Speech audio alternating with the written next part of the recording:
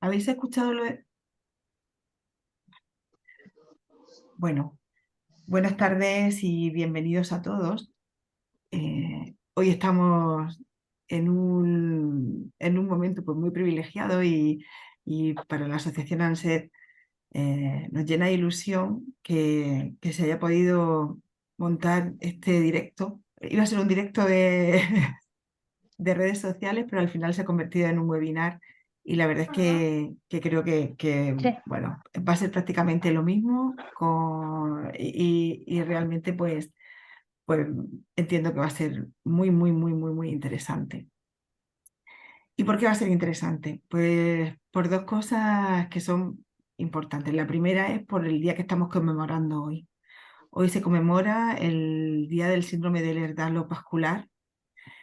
Y, y bueno, pues esto de vestirnos los tres de rojo, Alfredo, Gladys y yo, pues no es mera casualidad. Esto corresponde a un reto que se inició allá por el año 2015 por una chica que se llama Anabel, el Anabel Challenge. Y bueno, eh, relaciona el síndrome del Ehlers-Danlos vascular con el color rojo e invita a las personas a que puedan hacerse una foto y subirla a sus estados, a sus redes sociales, pues dando visibilidad al síndrome. Así que a todos los que están aquí hoy, pues les invitamos a que puedan participar en ese reto.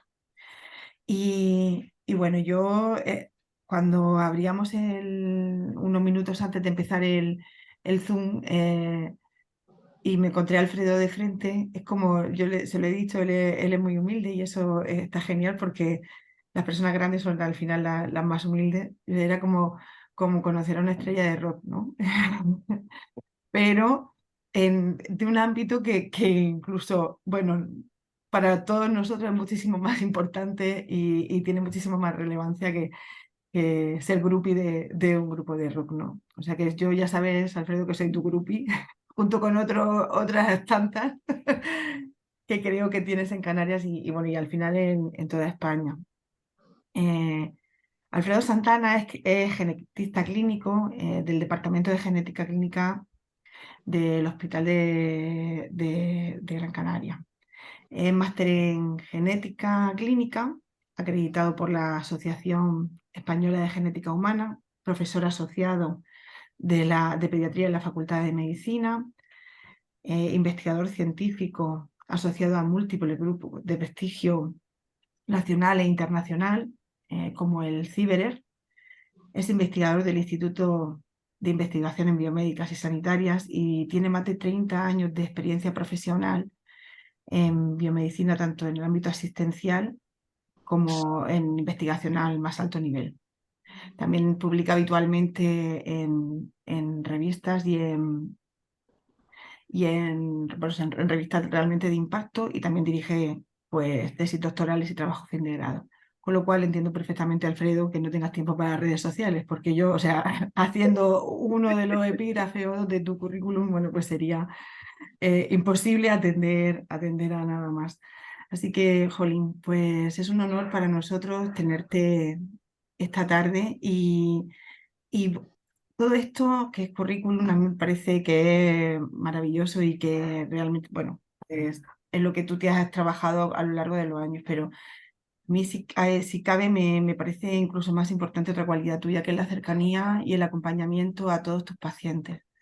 Porque si toda esa parte teórica y toda la parte de formación estuviera, bueno, sería estupendo, ¿no? Pero si eso no se viera reflejado en el acompañamiento y en el trato humano que tienes hacia los pacientes, pues, quizá pues no serviría de tanto, ¿no? Serviría, pero, pero no calentaría corazones ni alentaría a las mentes ya las personas bueno, que tienen la suerte de estar contigo. Y la otra persona que tenemos esta tarde aquí es, pues para mí una persona pues realmente muy especial, es Gladys Hernández. Eh, ella, pues lo primero de todo es mamá de Marco. Bueno, en muchas más cosas, ¿eh? Pero ella está aquí Pues creo que primero por ser mamá de Marcos, luego por ser una mujer luchadora con un coraje y una valentía extrema, por también ser una persona con una voluntad de hierro y que ha puesto todas sus capacidades al servicio de los demás. Poco creo que en eso, desde diferentes campos, coincide con Alfredo, ¿no? Y bueno, es delegada de Genes en Canarias, pero hoy está aquí porque es delegada también de ANSET, de la Asociación Nacional del Síndrome de Ehlers-Danlos, en las Islas Canarias. Y bueno, pues yo la quiero muchísimo, como no sé si se denota en mis palabras, pero cuando vi esa cara sonriente, a pesar de todas las dificultades y por todas las situaciones que ella pasa, y, y esa capacidad de tirar del carro, pues bueno, pues yo solo puedo tener palabras de amor y admiración hacia ella. Así que yo ahora ya me voy a silenciar, me apago mi cámara y os dejo a vosotros que realmente sois los que tenéis muchas cosas que contarnos en la tarde de hoy. Un abrazo a los dos. Cuando queden, lo que sí que os digo es que cuando queden, pasen los 45, a las 6 de la tarde aproximadamente, os daré un toque para que sepáis que tocaría el turno de preguntas. Ya los demás os indico cómo va a ser. Ellos van a estar charlando y conversando durante unos 45 minutos aproximadamente y después podréis hacer por turnos las preguntas que os hayan surgido o que queréis que os respondan. Genial, María Ángeles. Pues nada, muchísimas gracias. Ya tú has dicho todo lo que había que decir de Alfredo. Yo estoy inmensamente orgullosa de que forme parte de nuestro equipo, de mi equipo de familia. Y sin duda hoy estoy aquí gracias a él y a su trabajo, pero sobre todo a Alfredo humano, ¿vale? A esa persona cercana que llega a todas las familias. Aquí en este directo ahora mismo hay bastantes familias que tenemos la suerte de tenerlo en nuestro camino y para mí era fundamental cuando me dijeron: oye, Gladys, hacer un directo por el síndrome de Ehlers-Danlos vascular, ¿tú piensas en algún médico? Le dije, sí, ya lo tengo ya. Ah, bueno, tú le preguntas, digo, no, sí, yo sé que me va a decir que sí. Yo sé que Alfredo me va a decir que sí y era la persona perfecta e idónea para hablar de esto. Así que vamos a comenzar pues presentándome.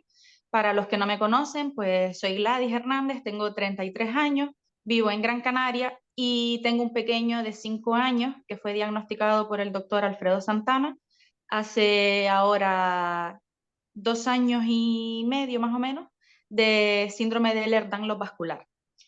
Eh, Nuestra historia comienza mucho antes. Nuestra historia comienza en mi embarazo, con un embarazo bastante complejo, tanto para mí como para el bebé. Un embarazo que cursa desde la semana 9 con amenaza de aborto. Me aparece a mí durante el embarazo, me diagnostican una taquicardia supraventricular que yo no sabía que tenía, tuve que estar ingresada en UCI. A las 20 semanas en la morfológica detectan que Marco tiene una malformación en los pies, que tiene pies equinovaros, tiene los dos pies totalmente metidos hacia adentro y entonces deciden hacer una miocentesis. Se hace esa miocentesis y no se detecta nada grave que no pudiese seguir el curso del embarazo. La probabilidad de que esa malformación en los pies estuviese relacionada con una enfermedad genética era del 3%. El embarazo sigue adelante, Marco no consigue coger peso, un embarazo muy complicado, vuelvo a ingresar otra vez en UCI por mi problema de corazón y en la semana 30 ya me dicen que Marco es un SIR, tiene un crecimiento intrauterino retardado y no consiguen que suba de peso. Entonces me preparan para un posible parto prematuro e inducido. Vamos semana a semana con el bolso preparado por lo que pudiera pasar y cada semana que pasamos, pues, oye, es una semanita más, una semanita de que está más maduro y que podemos aguantar. Finalmente en la 37 me dicen que había ya que provocar el parto. Marco estaba bajito de peso y no había demasiado líquido, las condiciones no eran óptimas, entonces era mejor provocar el parto. Provocamos el parto, termina en cesárea por fracaso mío de inducción y salvo lo de los pies, todo parece normal. Empezamos a tratar esos pies que sabíamos que llevaba un tratamiento con una serie de escayolas semanales, una intervención y que podía quedar meramente en eso. Pero cuando todavía Marco no tiene un mes de vida, empiezan nuestros primeros paseos nocturnos al materno. Empezamos a ir al materno continuamente, muchos problemas de ingesta, problemas intestinales. Recuerdo perfectamente una de las veces que le pusieron una sonda para intentar que sacara todo el aire y la caca que tenía adentro empezó a sangrar, no sabíamos por qué en ese entonces, tuvieron que parar. Y bueno, ese vaivén, ¿no? De hospital, pues suele tener bastante frecuencia hasta que a los 2 meses, en una de esas idas al hospital, nos dicen que, porque Marcos no comía, o sea, tenía rechazo total de ingesta, no paraba de llorar, estaba muy irritado, nos dicen que tienen que hacerle una eco de la cabeza porque su cabeza ha crecido muy rápido. En ese momento se te viene todo abajo, te empiezas a hablar, a escuchar un montón de palabrotas, como decimos nosotros, que nada tienen que ver con lo que tú podías imaginar, y eso ya nos supone nuestro segundo ingreso largo en el hospital, que fue de una semana. A partir de ahí empiezan a hacerle pruebas, creen que todo puede venir a causa de algo neurológico, porque su cabeza es cierto que había crecido muy rápidamente. Pruebas metabólicas, vuelven a repetir las pruebas de la miocentesis, muchos días allí y no tenemos respuesta. Siguen las idas y venidas al hospital, todo va saliendo negativo, no saben hacia dónde caminar, hasta que un día un médico se le enciende una luz y sospecha que lo que mi hijo tiene es un síndrome que se llama Silver-Russell. Me lo derivan a hacer pruebas genéticas, ahí es nuestro primer contacto con genética, que no con Alfredo. Y una vez que hacen esas pruebas, hacen lo que es la RAI, que es como un barrido previo con la sintomatología que el niño tenía, y posteriormente el Silver-Russell sale negativo, porque Marco no tiene Silver-Russell. Cuando pasa esa consulta, vamos a buscar los resultados, a lo que yo le pregunto que entonces, ¿qué es lo siguiente para hacer? Y tal cual, se encogen de hombros y me dicen que no hay nada más que hacer hasta que no aparezcan nuevas sintomatologías. Yo le digo a la doctora que está allí que los médicos dicen que mi hijo tiene algo, a lo que ella me responde que sí, que está claro que el niño tiene algo, pero que no saben lo que es. Y que ahora mismo la Seguridad Social no puede hacer más por nosotros. Entonces tú te marchas a tu casa con un papel que te dice que tu hijo tiene algo, pero que no sabemos el qué es, y que hay que esperar. Y ya está. Y como madre, cualquiera de las personas que estamos aquí, como madre y como padre, no te quedas así. Entonces empezamos a buscar, empezamos a investigar y llegamos a la consulta privada de Alfredo Santana. Una vez que llego a esa consulta, le explico cuál era el caso, él recordaba el caso del materno, y entonces ahí es cuando a Marco realmente le hacen una valoración en condiciones, una valoración que duró más de una hora, donde el doctor Alfredo Santana le miró desde los pelos de la cabeza hasta las uñas de los pies, cosa que no habían hecho previamente, porque a día de hoy en el materno todavía no han tocado a mi hijo para valorarlo dentro de la unidad de genética. Entonces empezamos con todo ese proceso y a lo que él nos comenta de que hay una prueba que podría darnos la respuesta de Marco y que él claramente también sospecha que Marco tiene algo, pero él desde el principio tiene clarísimo que Marco no tiene Silver Russell, o sea, que lo de Marco va hacia otro lado. Él lo tenía muy, muy, muy claro, muy justificado, o sea, no era me lo imagino, no, no, no, no. Él tenía claro porque él conoce perfectamente, ha diagnosticado otro Silver Russell y sabía que Marco no tenía eso. Hacemos la prueba, no la cubre la Seguridad Social, buscamos los medios a través de la familia y procedemos a hacer esa prueba. Esa prueba es con información genética de los tres, de Marco, tanto mía como como de Juan, del papá. Y una vez que pasan los meses, llega el resultado. Meses que tengo que decir que nos pilla en plena pandemia. Alfredo trabaja día, noche, los 365 días del año.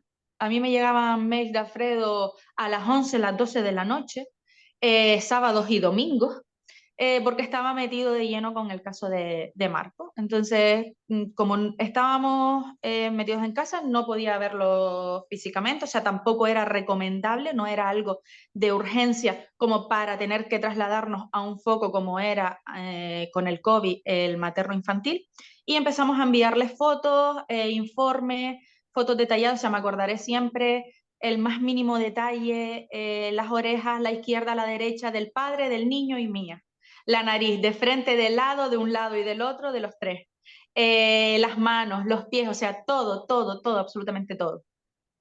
Cuando pasan los meses, Alfredo me cita, me dice que vaya por allí y que vaya con el niño que tiene que comprobar unas cosas.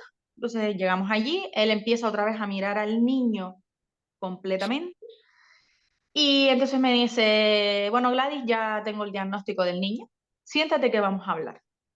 En ese momento a ti se te cae todo encima, ¿no? Has estado luchando durante 2 años y medio por encontrar un porqué de todo lo que le pasa a tu hijo. Y es ahí cuando él me dice lo que el niño tiene.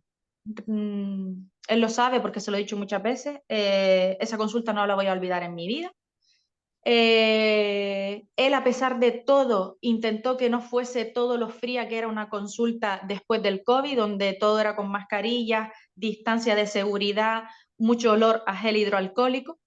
Y a pesar de todo, él fue muy cercano. Recuerdo que empecé a llorar y la frase que le dije, que él la recordará porque se la he dicho muchas veces, es, yo sabía que no estaba loca. Y él me respondió, yo te dije que no estabas loca y que íbamos a dar con lo que el niño tenía. Y ahí es cuando tu vida cambia, tú ya tienes un porqué y hay que explicar ese porqué. Y es cuando hablamos por primera vez de síndrome de Ehlers-Danlos vascular. Eso suena como un millón de palabrotas juntas, tú no sabes, no tienes ni idea de qué es lo que va a venir detrás de todo eso, pero les aseguro que lo que viene detrás es peor que el nombre. Y aún así, él tiene la empatía, la cercanía y la profesionalidad de darte una de las peores noticias de tu vida y dártela con la mayor seguridad de que el diagnóstico es la clave para que la vida de tu hijo no corra peligro. Entonces, ahí es cuando ya él nos cita más adelante con un informe muy detallado, son más de 7 hojas de informe. Nos sentamos los tres, ya sin el niño, empezamos a leer minuciosamente todo, absolutamente todo el informe. Él nos va explicando cada detalle, esa consulta duró 1 hora y media. Y después sales de ahí, pues, con miedo, porque es verdad, pero sales segura de que tienes la sartén por el mango. Fue la sensación que me dio a mí, de, vale, Alfredo me ha dicho esto, pero yo tengo la información de mi lado, ya yo sé lo que tiene mi hijo. Y por tanto su calidad de vida y puede ser mucho mejor y su riesgo de muerte puede disminuir bastante. Esta es nuestra historia. Aquí es donde nuestro camino se une con Alfredo y de eso hace ya pues 2 años y medio y sé que esa unión va a ser para toda la vida. Porque si algo tiene Alfredo es que él con los diagnósticos no acaba su trabajo, sino que su trabajo empieza porque él hace un seguimiento muy exhaustivo y continuo con todas las familias a las que él diagnostica. Y digo familias porque al final el paciente, en este caso es mi hijo, pero podría ser un adulto también, pero detrás de ese paciente hay una familia que tiene miedos, que tiene incertidumbres, que no sabe cómo actuar, que muchas veces son cuidadores y necesitan también un acompañamiento y un apoyo. Entonces, esta es nuestra historia y ahora lo que quiero es que Alfredo hable y que una serie de preguntas que yo le voy a ir haciendo para que todos los que están aquí presentes puedan entender en qué consiste este síndrome que hoy es importante que le demos visibilidad. Así que, Alfredo, vamos allá. Muy bien. Llega tu parte. Y lo primero que quiero que nos expliques es qué es el síndrome de Ehlers-Danlos vascular. Bueno, me vas a permitir, Gladys, que ante tal abrumadora exposición tuya y de María Ángeles, te dé las gracias a ti, a María Ángeles, por supuesto, pero a ti especialmente, porque te expresas de maravilla, siempre te lo he dicho, y le lo comentaba esta mañana con una paciente, otras complejidades que ya te puedes imaginar que vivo a diario, ¿no? Pues le decía, menos mal que ya no estoy solo. Y esa es la situación, cuando tú decías antes, ya no estamos solos, ya no estoy loca, ya... Pues yo también, que lo he pasado nada bien a lo largo de 18 años en esta casa en la que estoy, pues desde luego por primera vez en mi vida no estoy solo. Sé que detrás de mis locuras y de mis fricadas hay un grupo de personas que por fin empiezan a entender que la genética clínica está cambiando y revolucionando absolutamente la medicina. Y el que no quiera entender esto es porque no lo quiere entender y porque desde luego está en el pasado. Y es una penita que tengamos que seguir hablando en España todavía en estos términos cuando en el resto del mundo pues este punto ya ha sido bypaseado hace muchísimos años. Y en ese sentido yo, por supuesto, darte las gracias a ti personalmente, pero al resto de componentes de genes, a FEDER, en general, a toda la cantidad enorme de personas que están detrás de cada paciente, de cada niño, de cada paciente adulto, me da exactamente igual, porque ahí es donde está el poder, siempre lo digo, el poder está ahí, no está ni en los políticos, ni en los gestores, ni en los gerentes, ni en los directores médicos, esos están de paso absolutamente. Los que tienen la fuerza de verdad son las personas y los pacientes. Y es una penita que a día de hoy tengamos que seguir luchando. Esta conversación o esta entradilla que hago yo no debería hacerla, porque debería estar más que bypaseada. Pero bueno, como estamos donde estamos y hay que seguir luchando hasta que el cuerpo aguante, pues yo encantado de la vida de estar aquí, por supuestísimo. Vestido de rojo, que he tenido que buscar el único suéter rojo que tengo por ahí, no es rojo, rosa, creo que funciona. Entonces, permíteme, Gladys, que para un poco, claro, es muy difícil explicar la complejidad de la genética clínica sin tener ni siquiera una diapositiva adelante, pero lo voy a intentar. Entonces, para entender a tu pregunta, ¿qué es el síndrome de Ehlers-Danlos vascular? Yo creo que hay que entender un poquito más allá, es decir, cómo funciona el organismo humano en general, cómo funcionamos por dentro, aunque no nos veamos. Pues funcionamos a partir de, como siempre digo, de un material genético que está dentro de nuestras células, de cada una de nuestras células, que son como directores de orquesta, es decir, son los que controlan esos genes, ese genoma, es el que controla prácticamente cualquier función que pueda realizar nuestro cuerpo. Desde, por supuesto, el pensamiento, hasta cómo movemos una mano, hasta cómo deglutimos o cómo digerimos. Cualquier función que nos podamos imaginar está controlada en mayor o menor medida por un número muy, muy importante de genes. Esos genes, que son como la base fundamental de información, se traducen en proteínas. ¿Y qué son las proteínas? Pues son ejecutores, son aquellas moléculas que ejecutan una función. Por ejemplo, cuando pensamos, nuestras neuronas fabrican neurotransmisores para que el mensaje de una neurona pase a otra. Cuando, por ejemplo, tenemos que contraer un músculo, pues hay una serie de fibras musculares que producen una serie de proteínas que son las que ejecutan la función que el gen determinado, el que fuere, les manda.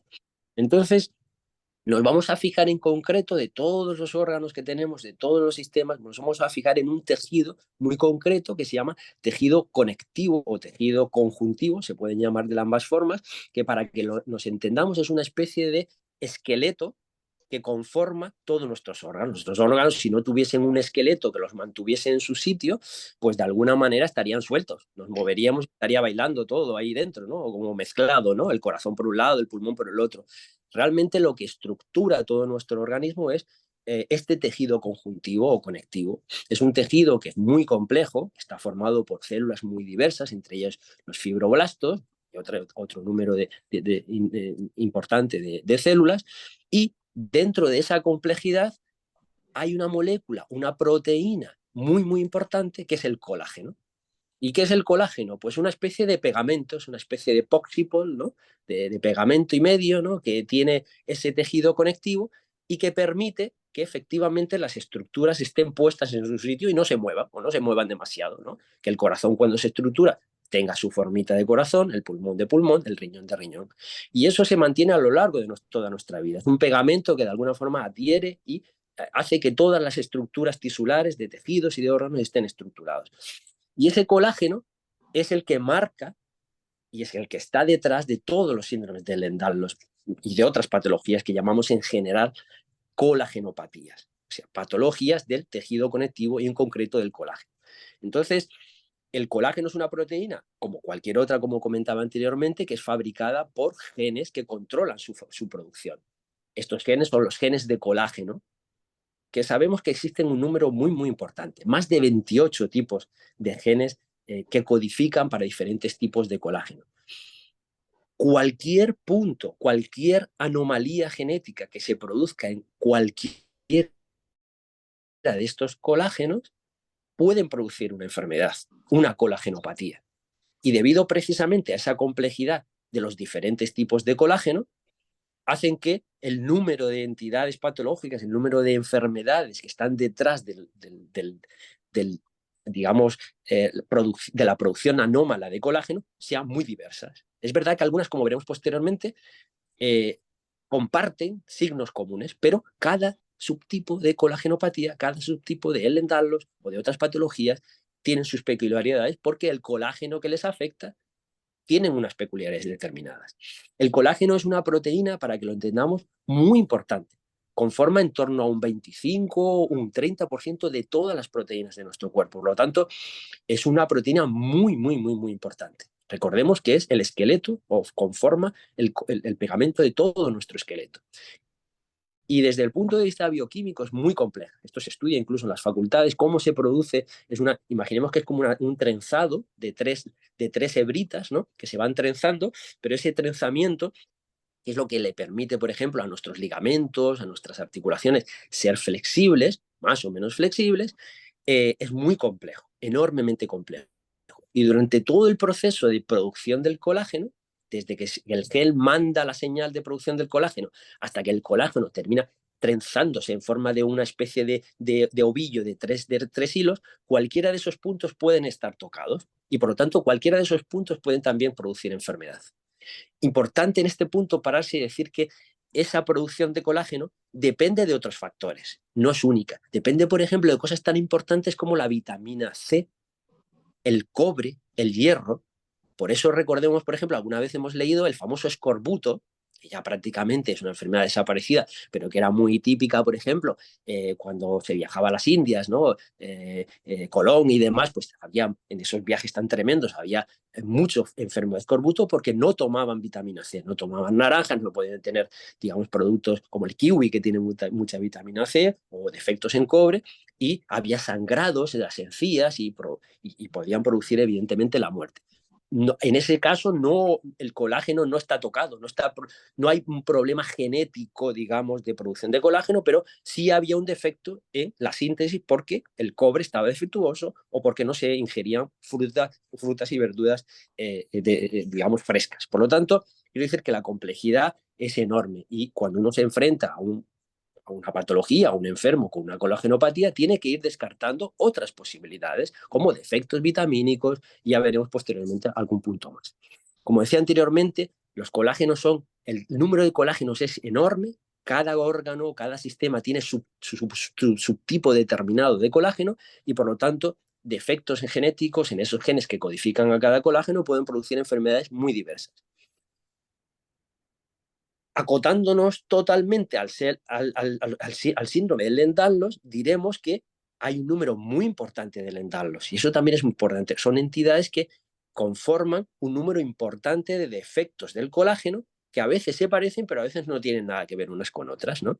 Y dentro de este grupo tan diverso de Ehlers-Danlos nos encontramos el Ehlers-Danlos vascular, que significa que un subtipo concreto de colágeno está afectado, o bien desde el punto de vista genético o productivo o desde otro punto de vista. La mayoría de los casos, pues el gen que codifica para el colágeno 3A1, que es el colágeno que produce la proforma alfa 1 del colágeno 3, del número 3, que es uno de los más conocidos, pues está afectado. Por lo tanto, todos aquellos órganos o todos aquellos sistemas que estén fabricados en cierta medida o estructurados mediante el colágeno 3 pueden ser afectados en el Ehlers-Danlos vascular.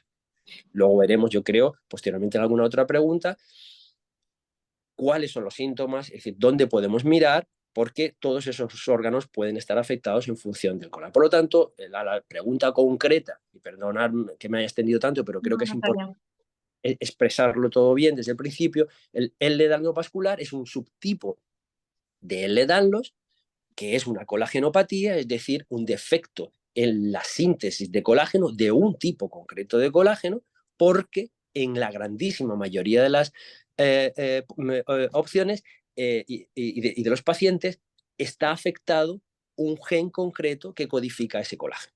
Esa sería, digamos, la definición más precisa de Ehlers-Danlos vascular.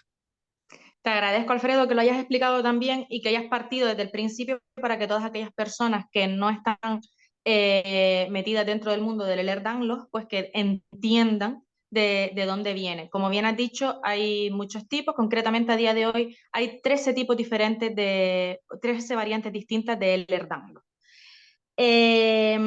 Una vez que ya nos has explicado esto, otra de las preguntas que teníamos era ¿qué síntomas son los que presenta o puede presentar un paciente con Ehlers-Danlos vascular?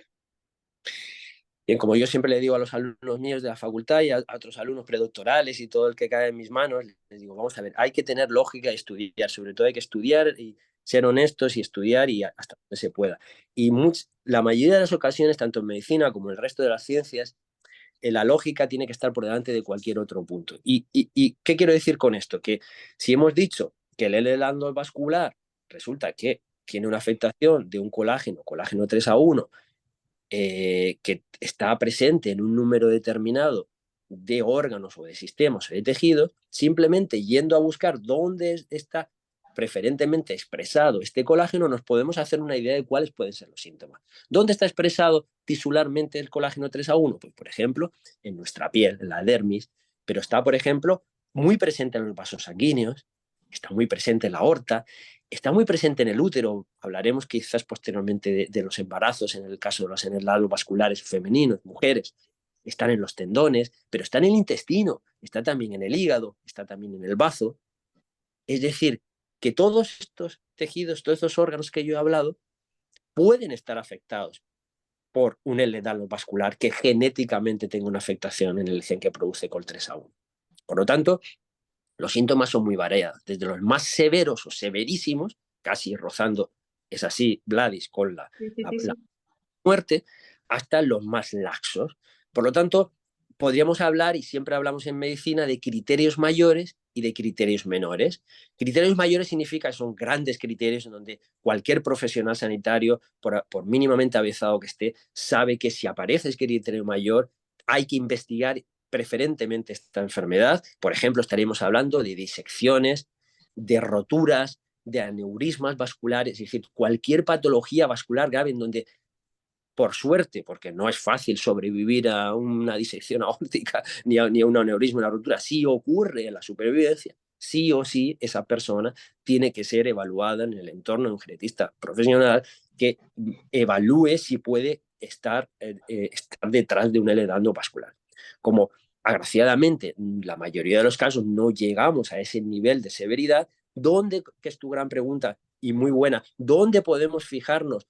¿Cuáles son los signos o síntomas que nos pueden alertar de que detrás de esos pequeños signos o criterios menores puede existir un Ehlers-Danlos vascular? Por ejemplo, ya te lo hablaba yo, creo que la primera o la segunda revisión que le hice a Marco, cuando aparecen hematomas espontáneos, cuando de repente nos encontramos que el niño o el paciente empieza a aparecerle hematomas y yo no me he dado un golpe por ahí, nadie me ha dado un golpe, yo no me he dado un golpe y de repente porque aparece ese hematoma. Esos hematomas espontáneos, que pueden ser pequeñas roturas vasculares, eso evidentemente hay que mirarlo. La piel muy fina, muy finita, recordemos que esta es persona, la piel muy fina, recuerda cuando yo a Marco lo evaluaba en el torso, de repente lo giramos un poquito hacia adelante y vemos todas sus venitas, todo su árbol prácticamente es visible. ¿Por qué? Porque la piel es tan finita que los vasos están muy superficiales y se les ve prácticamente de viso, no hay que hacer absolutamente nada. Otro punto fundamental, la cicatrización. El niño se ha cortado en un momento determinado. ¿Cómo ha cicatrizado ese tejido? y miramos con una lupita o miramos con unas gafitas y vemos que la cicatriz es mala, no ha sido buena, se ha terminado de cerrar no adecuadamente. Es lo que nosotros llamamos en forma de papel de fumar. Famosos papeles estos que se compraban antes la gente que fumaba. Se queda como una piel que no está cicatrizando porque el colágeno está tocado, por lo tanto no está formando digamos, un cierre de la cicatriz adecuado. Con el tiempo, no es el caso de Marco todavía, pero sí ocurrirá con los años, es una acrogeria, es decir, las manitas y los pies, sobre todo las extremidades, se vuelven un poquito, digamos, envejecidas, ¿no? Visualmente envejecidas, precisamente por esa falta de colágeno. El cabello fino, los tálipes, los equinovaros que hablabas tú anteriormente. Claro, los equinovaros son un signo absolutamente anodino, que puede estar relacionado con muchísimas patologías o no estar relacionado con nada, simplemente son unos pies equinovaros. Pero en los casos de daño vascular, como otros de también está presente en una gran medida los equinovaros. Las luxaciones, yo me he encontrado algunos casos de edad con luxaciones, subluxaciones y, por supuesto, la hiperlaxitud articular o de piel. Y cuando vemos una hiperlaxitud articular o de piel, que puede ser cualquier tipo de Ehlers-Danlos, pero también está presente porque comparte signos con la dermis en el Ehlers-Danlos vascular. Es decir, que toda esta pléyade enorme de signos y de síntomas, desde los más graves hasta los más anodinos, evidentemente tienen que ser siempre evaluados en su entorno por un profesional con conocimientos suficientes. Tan simple como. Me parece muy interesante lo que acabas de comentar, Alfredo, y es importante porque, como bien sabes, gracias al diagnóstico, creo que habían pasado 2, 3 semanas, no llegaba el mes, a través de un vídeo que le grabamos a Marcos nos dimos cuenta de que tenía una dilatación excesiva de la yugular. Y probablemente hubiese pasado totalmente desapercibido de no tener ese diagnóstico. Y ese diagnóstico lo que supone es que Marco presenta a día de hoy un aneurisma en la yugular y que desde entonces, desde hace 2 años y medio, está beta bloqueado. Y está beta bloqueado de por vida. Entonces, de ahí la importancia de un buen diagnóstico y de un diagnóstico precoz. Porque no es normal tampoco el que tan precozmente tenga un aneurisma, una dilatación de ese tamaño, pero a veces pasa. Y entonces de no haberlo sabido previamente, pues como niño que es, hubiese tenido una vida donde practicar deporte hubiese sido lo normal, cualquier tipo de deporte de contacto, de impacto, y todo eso él lo tiene ya limitado de por vida. Hay que evitar al máximo todos los golpes y caídas, y en el caso de que haya un golpe o una caída, hay que vigilarlo bien. Sobre todo, como decía antes Alfredo, pues todo lo que es tórax, costados y cuello, donde los órganos pues están más cerca de poderse llevar un impacto. Otra pregunta que teníamos era ¿qué genes están asociados al Ehlers-Danlos vascular? Antes hablaste del COL3A1, pero si quieres nombrarnos algo más en cuanto a los genes, Alfredo. Déjame que acabe tu respuesta anterior sobre Marco. Eso es muy importante, lo que tú acabas de decir. Y en el caso de Marco tuvimos la enorme suerte, todavía recordaré el vídeo que me enviaste urgente de su tiranosaurio ahí gritando como un condenado y con ese bulto tan evidente. Claro, recordemos que ahí tuvimos suerte. Tú tuviste suerte de ver ese bulto, que además lo he presentado hace poco en unas ponencias muy importantes, como sabes, y la gente quedó muy impactada, ¿no? Eso, tuvimos la suerte de verlo ahí. Pero claro, ese bulto, o sea, esa dilatación de una aorta, de una arteria, de un vaso, se puede producir en cualquier otro punto de nuestro sistema, de nuestra economía, por lo tanto, y no es visible inicialmente. Luego veremos, yo creo, hablaremos un poco del seguimiento, de cuáles son los puntos claves del seguimiento de los pacientes con el edema vascular. Pero recordemos que eso que es tan evidente en la izquierda de Marco, puede estar ocurriendo a nivel hepático, la vena, en cualquier punto. Entonces, el riesgo es realmente fuerte. Y imaginemos si a Marco se le siguiera tratando como un silver racer. Pues seguramente, casi con toda seguridad, pues al niño se le hubiese apuntado a lo mejor, o si hubiese seguido en karate o en judo, como hace cualquier niño. Y eso hubiese sido realmente un riesgo verdaderamente inaceptable. Inaceptable. Con respecto a la pregunta de cuál es la genética pura y dura que está detrás del Ehlers-Danlos vascular, desde luego, hoy en día tenemos súper claro que COL3A1, es decir, el gen que codifica para la proalfa 1 del colágeno 3, evidentemente es donde tenemos que mirar en profundidad siempre que sospechemos de un endotelio vascular. Es de los pocos subtipos en donde hay un solo gen que nos parece a día de hoy, por lo menos, que engloba la práctica totalidad de los endotelio vascular. Eso no significa que no existan otros genes que todavía no hayan sido descubiertos o que dentro de los diferentes subtipos de colágeno puedan estar influyendo en mayor o menor medida. Pero sí que es verdad que la mayoría de los endotelio vascular a nivel mundial que han sido diagnosticados tienen defectos genéticos en este gen.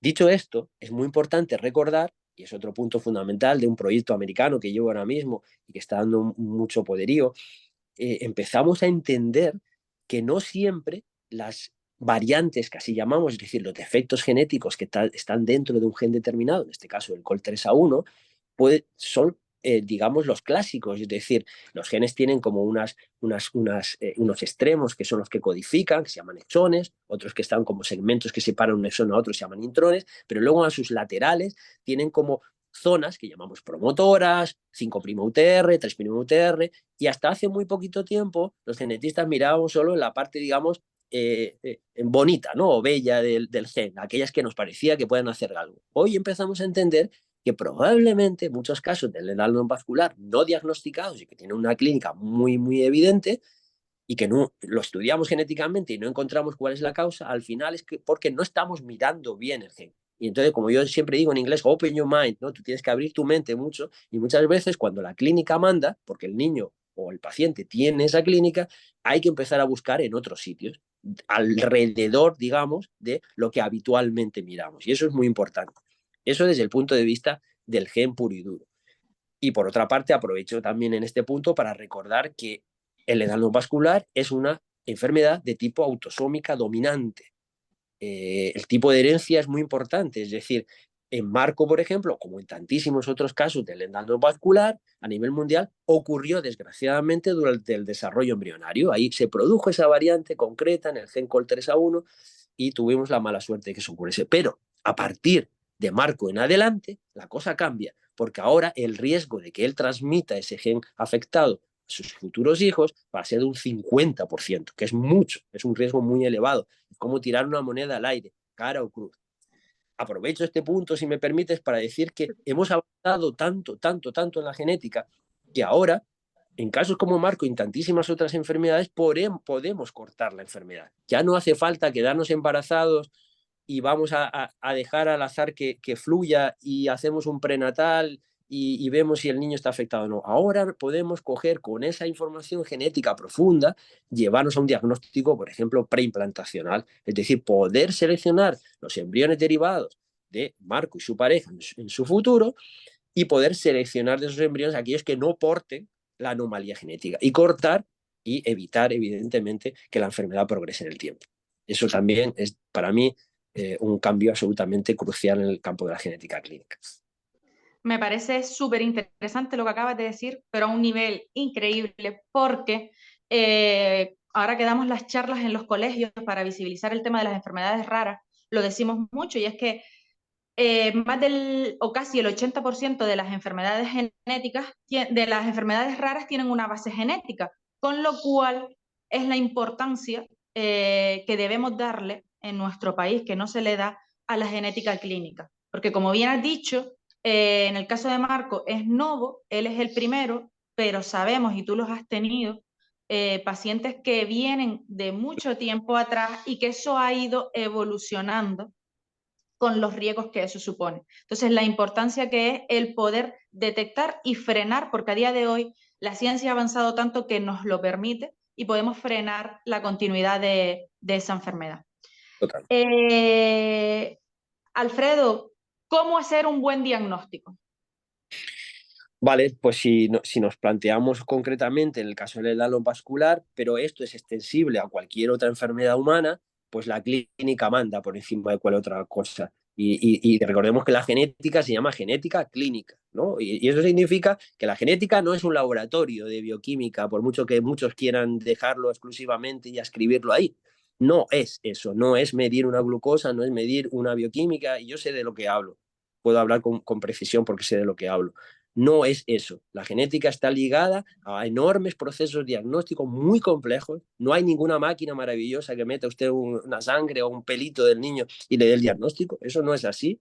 Y tiene que estar avalado siempre por la exploración clínica, por escuchar a los padres, que es tan importante. Los padres son los que conviven con el niño a diario, 24 horas, y explorar adecuadamente. Entonces la clínica manda. Y lo que has dicho tú antes de Marco es que eso no es nada normal. Yo no hago nada normal. Es lo que se tendría que hacer que a lo mejor no se hace. Pero no es nada normal. Hay que explorar al paciente, hay que hacer una buena anamnesis, hay que hacer una buena historia clínica y a partir de ahí prescribir los estudios genéticos más adecuados, que no son iguales para todo el mundo, son diferentes. Y cuando desgraciadamente oímos a profesionales que no tienen mucho conocimiento hablar de términos que parecen que es como el santo grial, ¿no?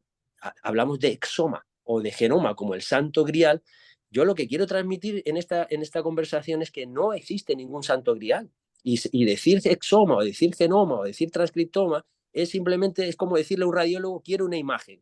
Mire usted, doctor X, es radiólogo, quiero una imagen de este paciente. Y el radiólogo me dirá, bueno, ¿usted qué quiere? Un rayos X, usted, una radiografía simple, de tórax, de abdomen, un TAC, una RMN, un SPEC, un PET, ¿qué quiere usted? ¿O qué quiere ver? Esto es lo mismo, pasa igual a la genética. ¿Qué queremos buscar en ese paciente? Después de haber hecho una evaluación clínica suficientemente adecuada, ¿cuál es para ese paciente en su entorno clínico lo más adecuado? En algunos casos, pues necesitará de un estudio de ese gen que hemos dicho anteriormente, concreto, en su extensión máxima. En otros casos hay que girar la parte técnica a buscar CNVs, que llamamos, o SNVs. En otros casos hará falta hacer un exoma clínico. En otros casos hará falta coger, como en tu caso, a su papi, a su mami, e incluso a otros familiares, y coger todo su material genético y estudiarlo en profundidad. Hay otros casos, como algún paciente que seguramente me estará oyendo, que hemos tenido que incluso dar un salto más allá, ir al genoma completo. Y dentro de poco tendremos un transcriptoma, tendremos un epigenoma. Da igual, estos son cuestiones muy internas genetistas y muy relacionados con cómo enfocamos el caso para ser lo más efectivos posible. Y sobre todo, por encima de todo, la interpretación de esos resultados, que no es nada fácil. Si nosotros hacemos una glucosa, una creatinina, eso da un valor, 120 miligramos de cilitro. Ya está, se acabó. Por mucho que usted lo repita, saldrá 119 o 121, no va a salir más. En caso de la genética no es así, son millones y millones de datos y que hay que interpretar el entorno clínico de un paciente. Y hay que, sobre todo, en el caso de los endometriomas, diferenciarlos de otros subtipos, porque se solapan las entidades. Y de otras enfermedades, porque el endometrioma se confunde muchas veces con osteogénesis imperfecta, se confunde con síndromes marfanoides, se confunden con Loeys-Dietz, se confunden y hay que evaluarlo con trastornos de la coagulación. Si un paciente me está haciendo hematomas espontáneos, yo antes de pensar en el de la luz, a lo mejor es que hay un problema de coagulación y hay que mirar los trastornos de la coagulación. Quiero decir con todo esto que ante la pregunta de cómo se diagnostica bien, pues básicamente haciendo una buena clínica, una buena evaluación, prescribiendo los estudios genéticos más adecuados por parte de un genetista especializado y sobre todo interpretando en el entorno clínico con conocimiento suficiente esos resultados que para otros profesionales no tienen ningún valor y que para el genetista le conforma el valor final diagnóstico, que es lo que en el fondo va a permitir seguimientos, tratamientos o incluso salvar la vida, como ha sido el caso de Marco. Me encanta escucharte, que me encanta, te lo juro. Me quedo sin palabras, Alfredo. Qué interesante lo que comentas de escuchar, porque a veces donde menos creemos es donde está eso que hace despertar, ¿no? En el caso de Marcos, siempre me acordaré que una de las señales que, ¿la recuerdas? Que una de las señales fue la forma de las orejas de Marco, porque Marco no tiene el lóbulo de la oreja y yo no me había percatado, o sea, pensaba que era así y ya está, que era porque era pequeño. Y no, Marco tiene el lóbulo de la oreja sacado. Entonces, esa fue una de las señales que Alfredo detectó en todas las cosas. Y aquí nos está escuchando también una familia que en una conversación que tuvimos en su casa, hablando y explicando pues todo, cuando le fuimos a recibir desde DGENE, me nombró pues que un familiar suyo había fallecido de forma repentina con 21 años de una disección aórtica. Y entonces ahí, como yo ya estoy metida dentro del mundo y conozco lo que es el vascular, eso me hizo despertar, le dije, perdona, ¿puedes repetirlo? Y cuando lo repitió fue cuando yo dije, oye, por aquí es por donde hay que mirar. Y yo no soy profesional de la sanidad, porque no tengo nada que ver, mi mundo ustedes saben que tiene que ver con educación, pero eso sí que fue lo que me hizo despertar y llamar por teléfono a Alfredo y decirle, oye Alfredo, esto, y me dijo, esto hay que mirarlo, Gladys, y hay que mirarlo ya. Entonces, lo importante que es el captar toda esa información, el escuchar a los pacientes, que las familias que me están aquí escuchando lo saben, que es una de nuestras grandes luchas. No se diagnostica a un paciente o no se observa a un paciente solo a través de una fotografía. A nosotros nos tocó porque no quedaba otra, porque fue en el confinamiento y aún así, desde que nos permitieron salir de casa, Alfredo nos citó para poder evaluar a Marco. Previamente ya él lo había visto antes del confinamiento. Pero no se ve que hemos tenido frases aquí en el materno de, pues, ¿para qué me trajiste al niño si con una foto me valía? No, no te vale con una foto. Hay que mirar bien a ese paciente, hay que escucharlo, hay que ver toda la sintomatología. Porque al final, cuando tú tienes un paciente, y lo dice una reumatóloga de Lanzarote, que nos ha derivado varios pacientes también, y ella se lo dice a sus pacientes, o sea, no puedes tener 11 cosas, no te pueden haber tocado 11 cosas así porque sí. Tiene que haber algo que una todo eso. Cuando tú Pues sí. tienes un paciente que está siendo visto por 8, 9, 10, 5 especialidades, oye, ¿y si nos centramos, nos reunimos y vemos y dejamos de mirar solamente mi parte? Si vemos que es una única persona, vemos a esa persona como paciente que está siendo atendido por 5, 6, 7, 10, 15 especialidades. A lo mejor ahí cuando unamos fuerzas y lo veamos como un conjunto, veremos que probablemente detrás hay algo mucho más complejo que en la gran mayoría de los casos viene de una base genética y que tenemos, volvemos al principio, que darle la importancia a la genética clínica que debe de tener. Continuamos, Alfredo. Ya nos has dicho pues todo el tema de qué nos hace indicar que puede haber una sospecha de sed vascular. Y ahora lo que quiero que me digas es tratamientos, pautas y sí, estoy al tanto. La bruja avería acaba de entrar en la acción. Estoy al tanto, ya estamos terminando. Bueno, no, sí, o sea, me parece súper interesante que quizá podáis terminar porque lo que estamos Sí, escuchando es importante, pero quizá hay cuarto o así para que nos queden 15 minutillos para sí, preguntas, perfecto. ¿vale? Genial, genial. Nada, ya vamos a terminar. Es tratamientos, pautas, Alfredo, y seguimiento que hacer con los vasculares. Y quiero que aproveches aquí y toques también un poco, porfa, lo que comentaste antes, que es muy interesante, de el embarazo en los set vascular, ¿vale? Voy muy rápido para no extenderme. Sí, Podríamos estar hablando horas y horas, pero vamos a ver. sí, Precisamente el diagnóstico preciso nos permite en muchísimas patologías, pero especialmente que estamos en el día del endalo vascular, básicamente, y lo digo con la boca llena, salvar la vida a los pacientes. Es eso, salvar la vida a los pacientes. No es mejorar su calidad, es salvar la vida literalmente, porque estamos hablando de dos grandes complicaciones derivadas de ese defecto genético en COL3A1, que son las complicaciones vasculares, las complicaciones digestivas. Es decir, por una parte, la posibilidad de que se nos rompa una arteria. Ay, no.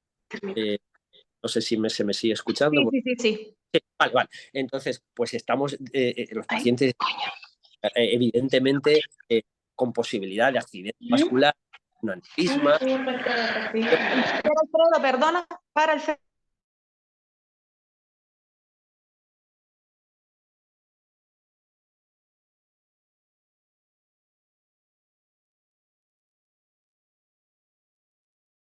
A ver, ¿ahora se me escucha? Ahora, sí, sí, Alfredo. Ah, vale, entonces decía que las complicaciones vasculares son muy importantes porque pueden haber accidentes de todo tipo, aneurismas, roturas vasculares, fístulas. Las fístulas arteriovenosas también son muy importantes.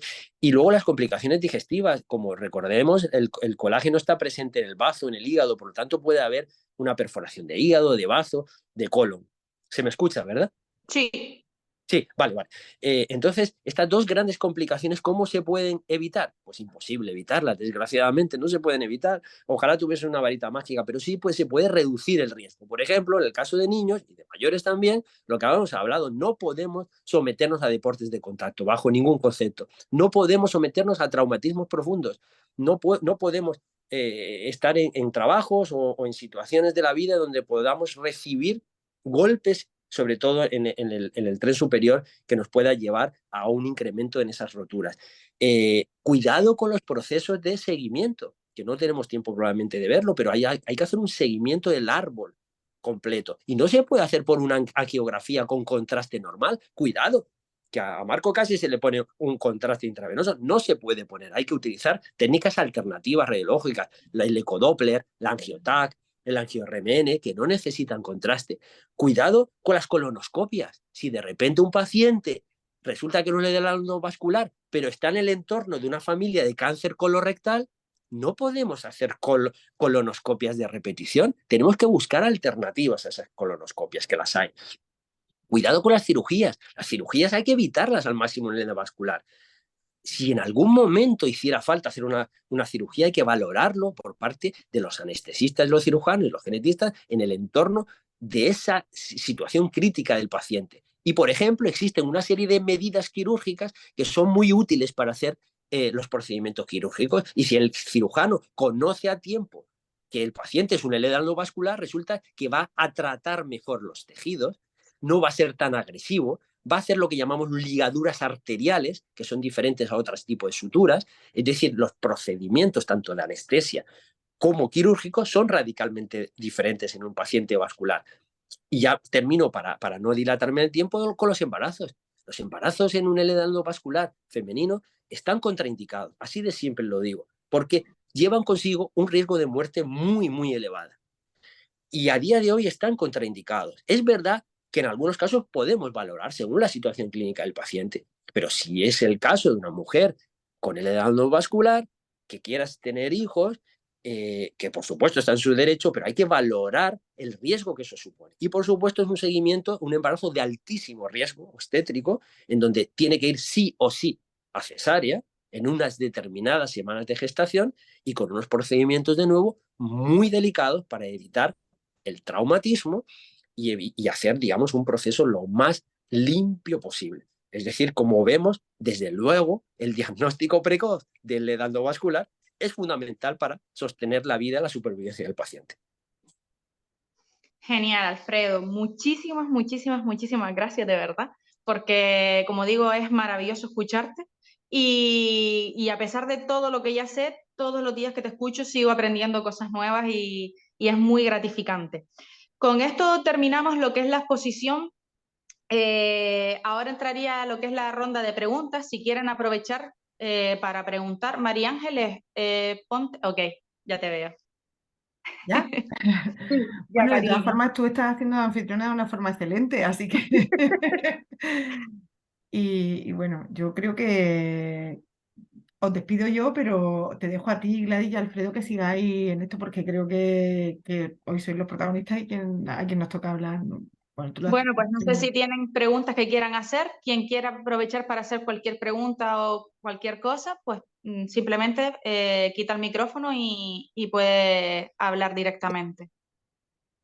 Pues por romper el Hola. hielo, me lo pido y bueno, hacerte un comentario, Alfredo, que me encanta tu exposición, pero sobre todo me ha parecido como muy importante que recalques tanto el tema de la clínica, de que bueno, pues a lo mejor la genética o los análisis van por un lado, pero la clínica es totalmente diferente o al revés, ¿no? Y que lo hayas puesto sobre la mesa.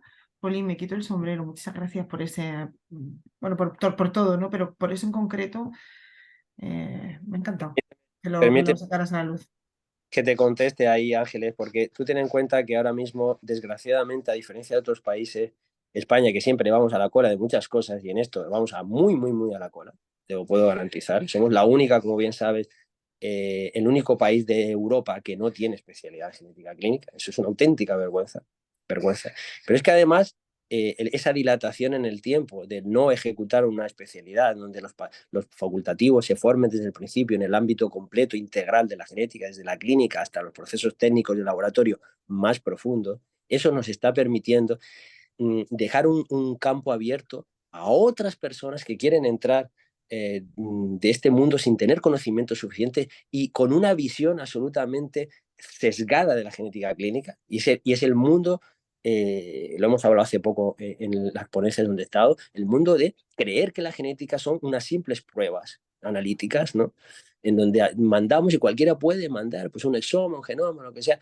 Esto no es así. Si queremos hacer una genética integral de calidad, si queremos hacer otra cosa, pues por supuesto que, pues mira, este tiene cientos de laboratorios de referencia en España y en el resto del mundo, pero si queremos hacer una genética al nivel en la que yo concibo la genética integral, es decir, ayudar al paciente desde el principio hasta el final y seguirlo hasta los nuevos tratamientos y nuevos métodos terapéuticos que cada vez están siguiendo, desde luego hay que hacerlo desde un ámbito integral, desde la clínica al paciente, a las pruebas genéticas y volver al paciente para reevaluar esas pruebas genéticas. El que no haga eso está haciendo otra cosa. Para mí no, eso no es genética clínica, es otra cosa. Gracias, Alfredo. Aprovecho y voy a leer algunas de las cositas que nos han comentado. Bueno, Loli, no me cansaré nunca de escucharte y aprender tanto contigo, más momentos como estos. Lilian nos pregunta, me gustaría saber si en una misma familia puede haber un vascular y otra persona con otro tipo totalmente diferente.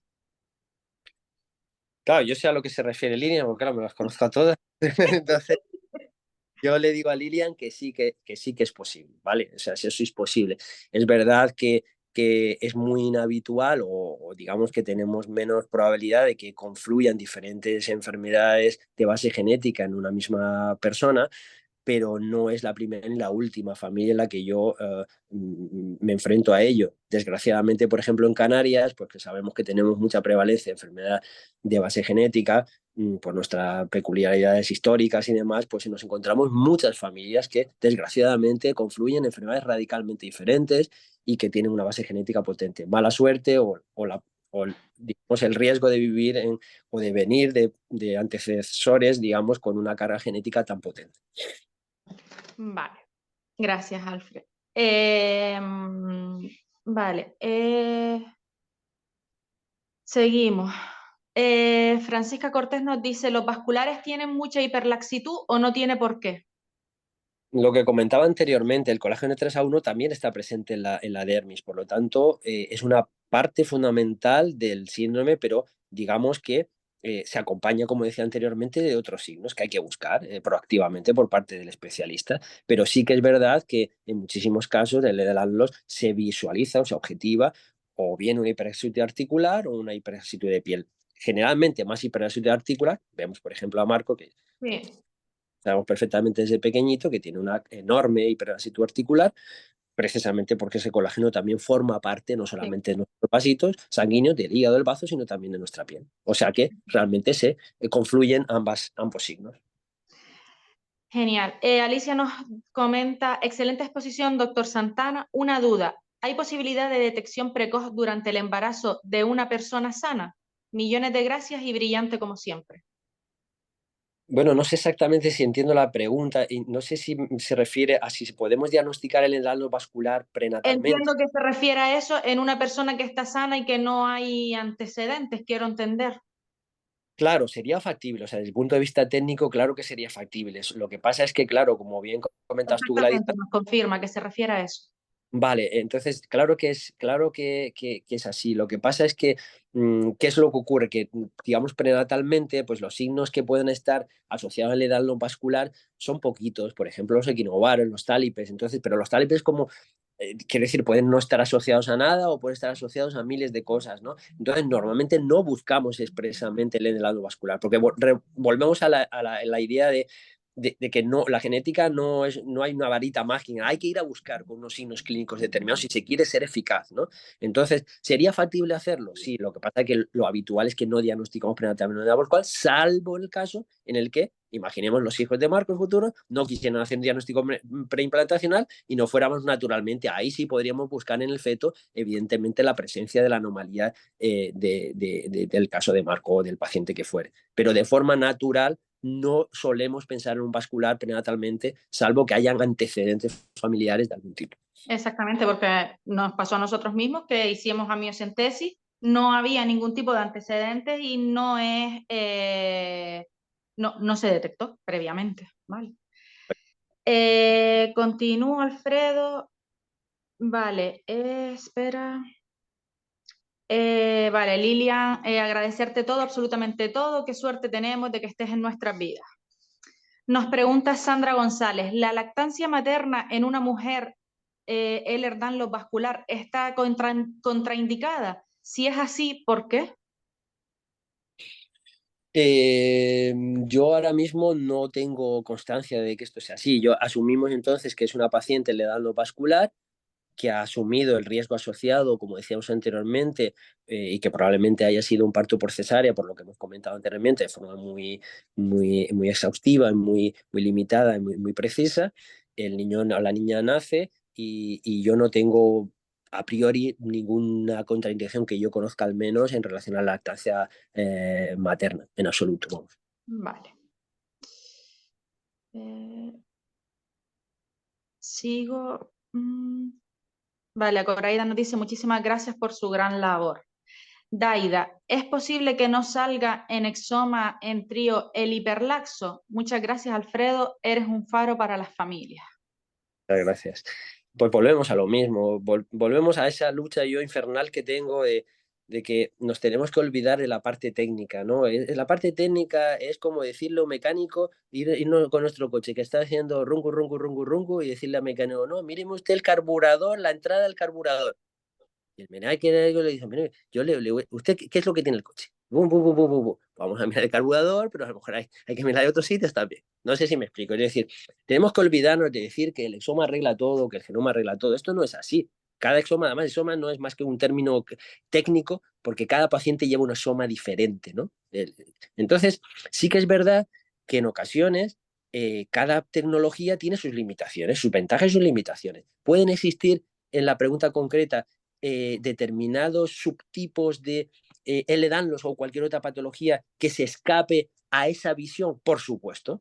De hecho, bueno, no voy a decir los nombres, pues casi se me va ahora mismo un paciente que estará seguramente escuchando en donde no lo hubiésemos encontrado si a mí no se me ocurre hacer un atajo o un cambio metodológico diferente. ¿Por qué? Porque por muy alta que sea la tecnología o por muy precisa, hay subtipos de enfermedades que quedan fuera de esa capacidad técnica. Por lo tanto, siempre digo, el genetista tiene como un cirujano 20.000 millones de bisturíes delante y está en su experiencia utilizar uno u otro. Uno u otro. Y uno es mejor que otro. No, para un paciente será mejor el número 4 y para otros será el número 6. Entonces, para unos pacientes será importante hacer un exoma en trío, pero para otros no es importante y de hecho es contraproducente hacer un exoma en trío. Y es mejor hacer una búsqueda de CNVs activo o hacer un epigenoma o hacer un genoma o hacer una secuenciación del gen completo o hacer un RFLP o hacer y sigo y son millones de bisturíes. Por lo tanto, pueden quedar fuera, por supuesto. Ahí lo que habría que evaluar es si se han utilizado las tecnologías y las aproximaciones técnicas suficientes o a lo mejor, que es la última opción que queda, ese subtipo de hiperlaxitud o de subtipo de legal no está descubierto todavía y puede estar presente en la clínica, pero no hemos encontrado la causa porque nadie la ha encontrado todavía. Exactamente. Bueno, que además esa variante a día de hoy no tiene genéticamente un gen que se conozca. A razón de lo que acabas de comentar, al final lo más importante de todo esto para saber cuál es el tipo de prueba que debe llevar cada paciente, como bien estás explicando, cada uno va a tener un caso diferente, volvemos al principio de todo y es a la escucha del paciente, a la evaluación de ese paciente y según la sintomatología, antecedente y todo ese... toda esa observación y esa información es la que nos va a dar qué tipo de prueba es la más recomendable para cada caso. Yo termino ahí diciendo, y me van a entender, todas las que me van a entender sin decir nada, que es que desde luego, la causa de enfermedad y la ayuda al paciente jamás en la vida se va a encontrar mirando al teclado del ordenador. Exacto. Exacto, muy bien dicho. Jessie, que se identifica y dice, soy la mamá de Gabriel. Me encanta escucharles, mil gracias. Me da que pensar mil cosas. Mi madre falleció muy joven con 61 años. Ella fue operada de bypass gástrico, al igual que yo y mi hermano. pero diariamente mi madre llegó a tener fiebres todas las tardes y sus piernas a veces le sangraban y nunca se supo por qué. ¿Podría haber tenido algo vascular? Claro, puede ser, puede ser. Claro, es muy difícil diagnosticar sin haber visto siquiera la historia clínica, pero desde luego lo que me comenta no es nada habitual y no creo que sea anodino, tiene que tener una causa detrás. ¿Podría ser un LDALO? Claro que sí, podría ser más cosas. También habría que estudiar el caso concretamente. Exactamente. Jennifer nos pregunta, ¿tener síndromes compresivos es posible que estén asociados con un Ehlers-Danlos vascular? Sí, sí, claro, claro. Hay mucha relación entre el nutcracker, el cascanueces y demás síndromes compresivos y muchas patologías de colágeno, ¿no? O colagenopatías. Digamos que muchas veces los síndromes de compresión que se diagnostican y se tratan quirúrgicamente, en muchos casos efectivamente, pues al final lleven detrás, lógicamente, una colagenopatía asociada, claro. Silvia, la mamá de Bruno, nos dice que eres increíble. Totalmente de acuerdo. Y este mensaje me gusta, es de mi prima de Barcelona. Ana, una charla muy interesante, muy bien explicado todo y muy cercano. Me ha servido mucho para acabar de terminar de entender el síndrome de Ehlers-Danlos vascular y terminar de perfilar su TFG, que lo está haciendo, me pidió permiso, sobre el caso de Marco. Muy bien. Y comenta que muchas gracias a ti, Ana, por elegirnos a nosotros y darle visibilidad a todo. Cualquier ayuda que quieras, aquí estoy, para lo que necesites. No sé si hay alguien más que quiera comentar algo. Yo quería, Alfredo, que perfilara un segundico la pregunta de los síndromes compresivos, porque hay personas que tienen síndromes compresivos y que están, bueno, ya se sabe que están bastante relacionados con el Ehlers-Danlos en general, pero algunas de las personas que padecen síndromes compresivos piensan que pueden tener el síndrome del Ehlers-Danlos vascular. Entonces sí que me gustaría que hiciera una puntualización ahí, porque, bueno, sí con el Ehlers-Danlos, sin poner No, algo, bueno. no, no necesariamente vascular, ¿no? Desde luego, hablaba yo de la relación de las colagenopatías con los síndromes compresivos, pero no específicamente vascular.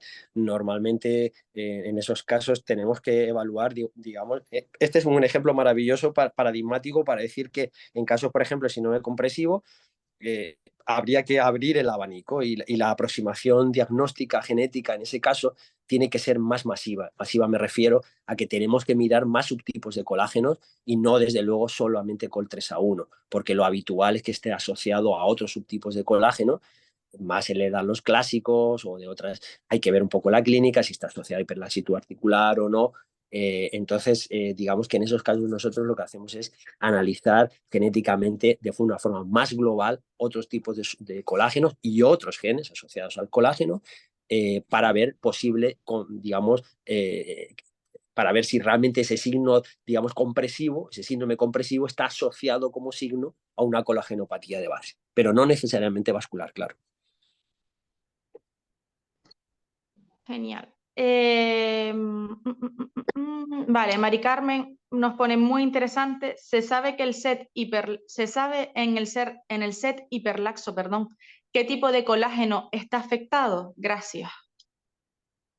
Sí, lo que comentaba anteriormente, o sea, cada subtipo de Lendanlos tiene asociados sus genes. Lo que ocurre a día de hoy, la complejidad fisiopatológica de Lendanlos y de tantas otras patologías nos hace ser un poquito más, a mí por lo menos, más ecléctico. Es decir, esos cierres que hay en algunos libros, incluso en algunas publicaciones, en donde van asociando un L-Danlos clásico a tal número de colágeno 1, al 2 y el hiperlaso al 3, no sé qué, o al 2 y el vascular al 3. Quizás el vascular es el único que parece que sí que tiene una asignación de gen, como decía anteriormente, casi a totalidad. Pero el resto de colagenopatías, el resto de L-Danlos, hoy en día tendemos a mirarlos como entidades que se solapan entre sí. Por lo tanto, mirar un solo gen o mirar dos o tres genes, porque parece que eso, salvo en el vascular y en algún otro subtipo, no es para mí lo más útil a día de hoy en un diagnóstico inicial del Ehlers. A mí personalmente me gusta hacer más una visión más integradora de diferentes subtipos de moléculas, buscando todo el perfileado que comentaba anteriormente de dónde puede estar el defecto y luego al revés. Es decir, una vez que encontramos el subtipo de colágeno, si lo encontramos donde haya una variante genética, hay que asociarlo a la hiperlasitud articular o de piel o lo que fuera, ¿no? Pero al revés. Gracias, Alfredo. Nati nos dice, increíble, muy interesante, brillante como siempre, gracias por tanto. Gracias a ti, Nati. Cristina nos comenta, buenas tardes, soy muy nueva en esta patología, aún por estudiar todo. Solo quería darles las gracias de corazón por el trabajo tan grande que hacen y la ayuda que ofrecen. Sin esta labor estaríamos aún más perdidos. Totalmente. No sé si hay alguien más que quiera comentar algo, si incluso quieren abrir el micrófono y hacer alguna pregunta o decir cualquier cosa. O escribirla como quieran, si alguien más quiere comentar algo.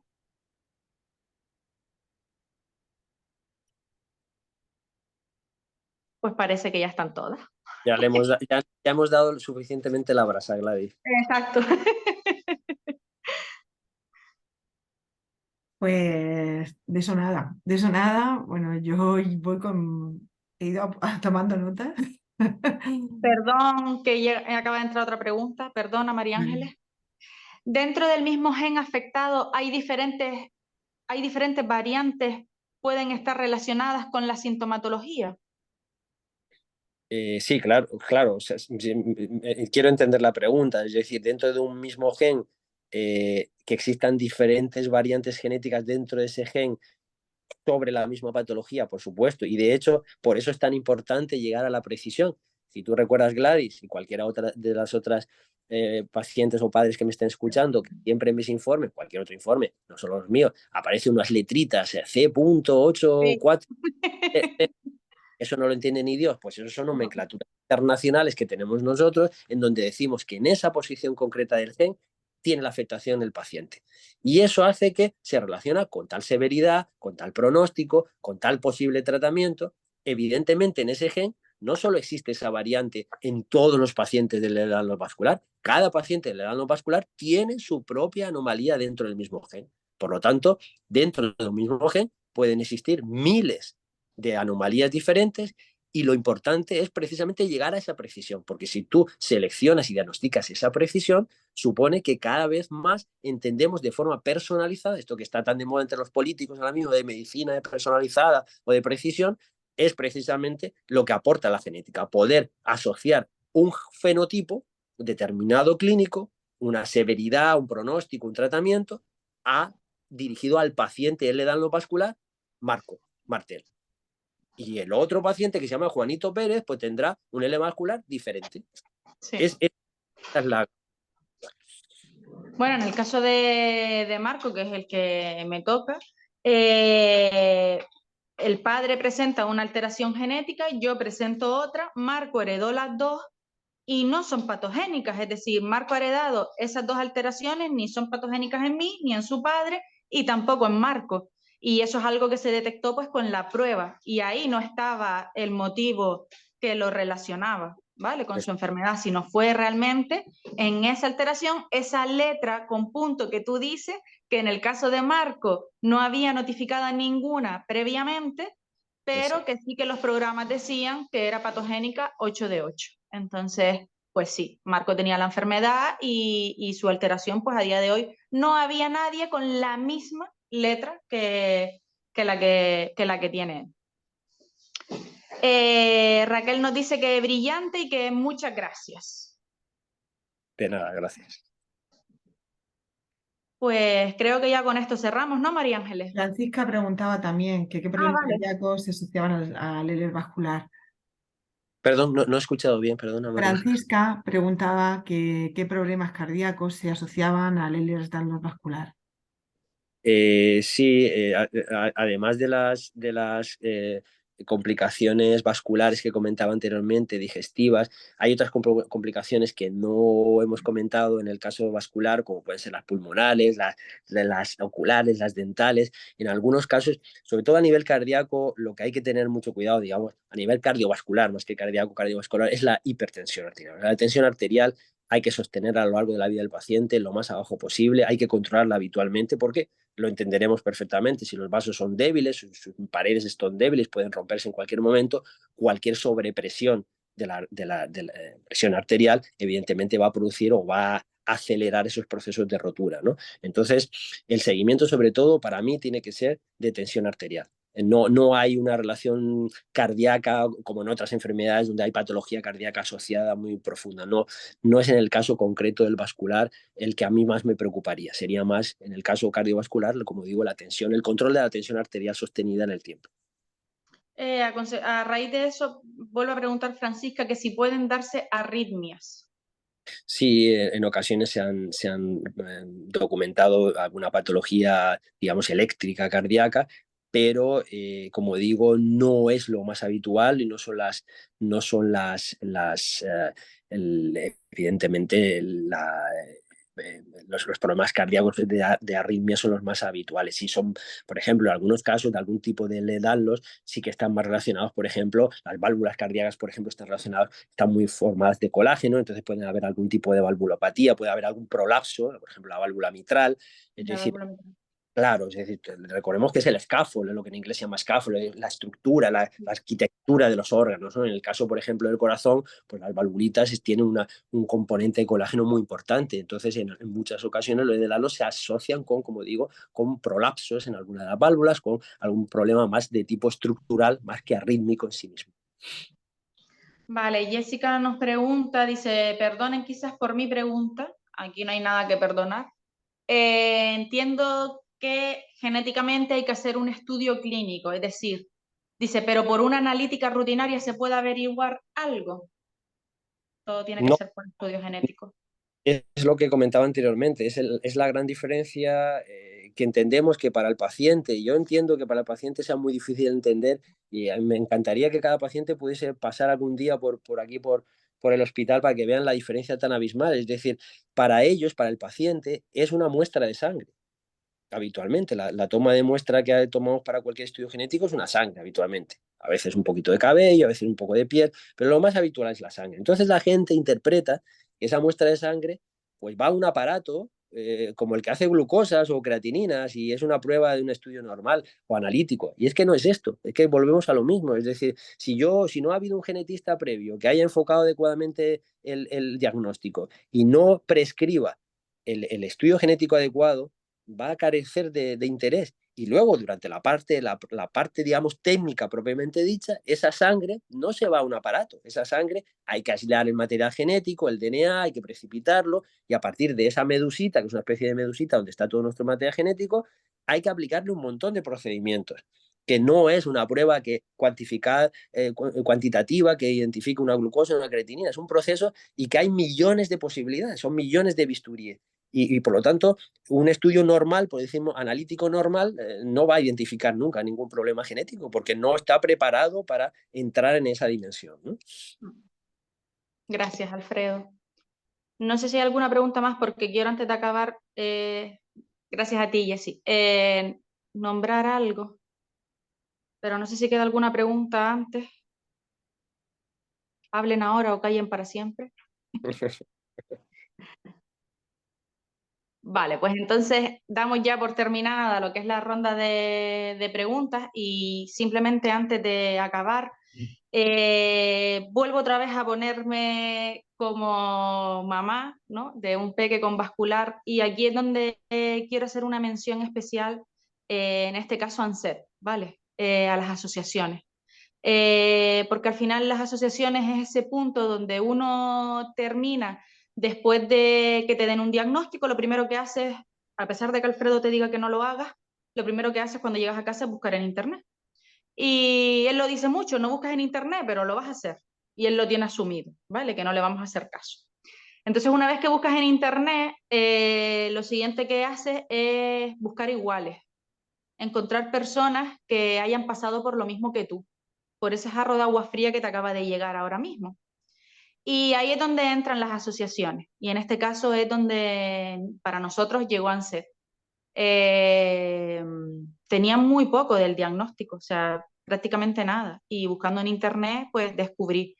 ¿Por qué? Porque al final ahí es donde sabes que vas a encontrar a tus iguales, donde vas a encontrar una tribu, donde vas a encontrar ese apoyo y donde vas a encontrar esa información que muchas veces ni los mismos profesionales saben. Porque yo lo digo siempre, que a no ser que tengas la suerte de encontrarte a un profesional como el doctor Alfredo Santana, el 80% de los grandes profesionales que serán muy buenos, pero en cuanto a enfermedades raras, no van a saber. Y son los primeros que te dicen, esto es nuevo para nosotros y vamos a caminar juntos, porque nosotros tampoco sabemos. Y no pasa nada, es decir, no tienen que saber de todo. A mí me da mucha más confianza el que me digan eso a que le estés quitando valor a algo que yo sé que sí lo tiene, como me ha pasado a mí, ¿vale? De decirme, ah, bueno, sí, Ehlers-Danlos, esos son hiperlaxos y ya está. No, que tampoco. Aparte de que la variante de marco vascular tampoco, es decir, la hiperlaxitud conlleva muchas complicaciones en el día a día de las personas. Y no somos monos de circo ni nada de esto, que somos súper hiperlaxos y es algo beneficioso. No, esas personas pasan muchísimos dolores, muchas luxaciones, muchas complicaciones y no se les valora. Entonces aquí es donde entran asociaciones como en este caso ANSET, que te dan todo ese apoyo y que te van a dar una información real, pura, y que te van a acompañar y te van a apoyar. Entonces, para mí, no quería cerrar el directo sin agradecerle enormemente a la asociación, a todo el equipo, a María Ángeles, ella sabe ya lo que mi amor por ella es total, y que gracias a ellos pues tengo la fuerza de seguir adelante, que me siento siempre acompañada, que me siento siempre arropada y que además pues encima puedo ser la delegada aquí en Canarias y poder recibir y acompañar al resto de pacientes que como yo empiezan el camino. Así que muchísimas gracias también a ANSET por el trabajo que hacen y en general a todas las asociaciones, porque sin ellas, los pacientes y las familias, que no nos olvidemos que no son solo las pacientes, sino todas las familias, los acompañantes, los cuidadores, necesitamos ese acompañamiento y ese apoyo. Bueno, Ladi, yo, o No sea, llores, no, no llores. un poquitico que ya sabes tú que si no Ya lloro tengo a mi rato padre, no ya me tengo quedo a mi yo, no padre me quedo aquí yo llorando, no tranquila. llores tú. Además está lloviendo en Cartagena, que eso es rarísimo, acompañando aquí mi lágrima. Bueno, pues agradeceros a los dos, que os puedo decir que muchas gracias por habernos traído luz en esta tarde de lluvia aquí, por lo menos en mi ciudad. Y sobre todo luz a bueno, muchas de las personas que han podido escucharos y que os seguirán escuchando gracias a que se ha grabado este directo. Alfredo, ha sido un honor y de verdad es Gracias. un privilegio tenerte. Y Gladys, pues gracias por continuar caminando al ladico. Aquí vamos juntos de la mano. Gracias, Alfredo, de verdad, por prestarte siempre a todo lo que te pido. Y yo Un placer.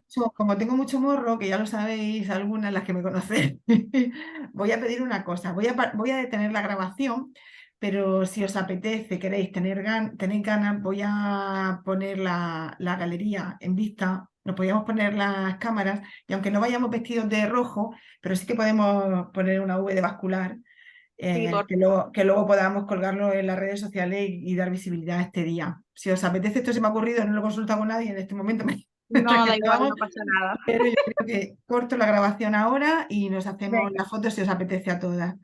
A ver si sé detenerla, que esa es otra.